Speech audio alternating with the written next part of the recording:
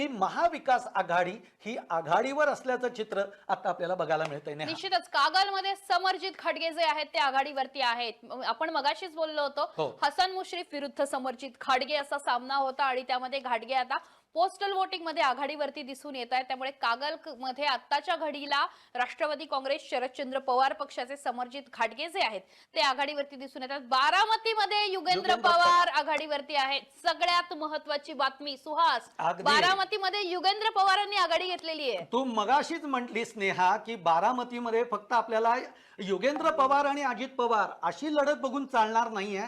तर योगेंद्र पवारांच्या मागे शरद पवार आहेत आणि शरद पवारांनी प्रचारामध्ये अत्यंत जोरदार प्रचार हा योगेंद्र पवारांसाठी केलाय आणि मला असं वाटतं की ही एक गुड साईन म्हणून त्याच्याकडे बघता येतं. योगेंद्र पवारांच्या दृष्टीनं जर आपण बघितलं पोस्टल काउंटिंगमध्ये योगेंद्र पवार हे बारामतीमधनं आघाडीवर असल्याचं चित्र आहे.